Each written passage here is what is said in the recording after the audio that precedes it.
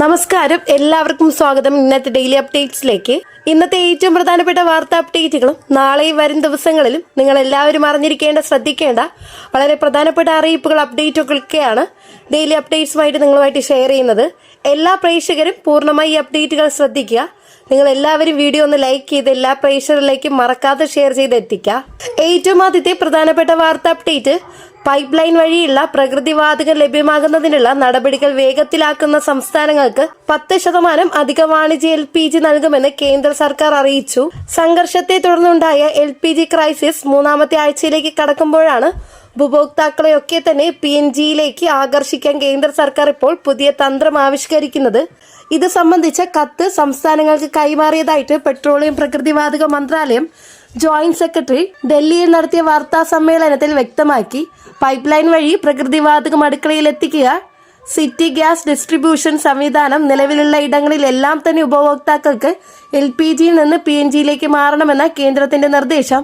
PNG കണക്ഷനായിട്ടുള്ള അപേക്ഷകൾ വേഗത്തിൽ തീർപ്പാക്കുക, പുതിയ അപേക്ഷകൾക്ക് 24 മണിക്കൂറിനുള്ളിൽ അനുമതി നൽകുക, പൈപ്പ് ലൈൻ സ്ഥാപിക്കുന്നതിനുള്ള കാര്യങ്ങൾ തുടങ്ങിയ പരിഷ്കരണങ്ങളൊക്കെ തന്നെ നടപ്പിലാക്കുന്ന സംസ്ഥാനങ്ങൾക്കാണ് ഈ അധിക വാണിജ്യ LPG അനുവദിക്കുക. അതേപോലെ തന്നെ സിറ്റി ഗ്യാസ് അഥവാ പൈപ്പ് ലൈൻ വഴി പ്രകൃതിവാതക കണക്ഷൻ ഉള്ളവർക്ക് ഇനി മുതൽ ഗാർഹിക LPG കണക്ഷൻ തുടരാൻ സാധിക്കുകയില്ല. വാതക വിതരണത്തിലെ പ്രശ്നങ്ങൾ പരിഹരിക്കുന്നതിന്റെ ഭാഗമായിട്ട് കേന്ദ്ര സർക്കാർ ഈ ചട്ടത്തിൽ വരുത്തിയ പുതിയ ഭേദഗതി പ്രകാരമാണ് ഈ നടപടി. അടുത്ത വാർത്താ അപ്ഡേറ്റ്, ദേശീയ പാതകളിലെ ടോൾ പിരിവ് കൂടുതൽ കാര്യക്ഷമമാക്കാൻ പുതിയ ഡിജിറ്റൽ നിയമങ്ങൾ വരുന്നു.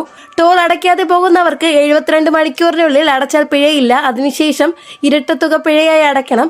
SMS, ഇമെയിൽ, മൊബൈൽ ആപ്പ് എന്നിവ വഴി നോട്ടീസ് ലഭ്യമാകുന്നതാണ്.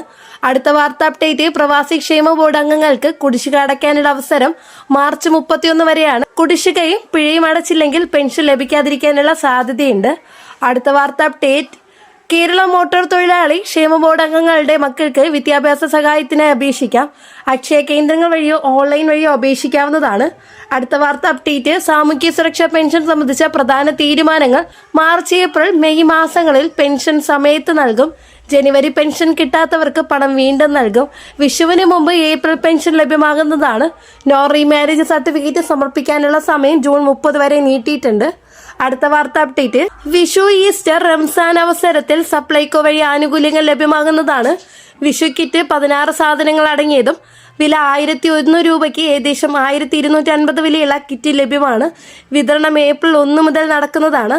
അവസാന വാർത്ത അപ്ഡേറ്റ്, സ്വർണ്ണവിലയാണ്. മാർച്ച് 19 സ്വർണ്ണവില കുറഞ്ഞു. ഗ്രാമിന് 255 വരെ ഇടിവുണ്ടായിട്ടുണ്ട്. പവന് 2000 മുതൽ 4000 വരെ ഇടിവ് വന്നിട്ടുണ്ട്.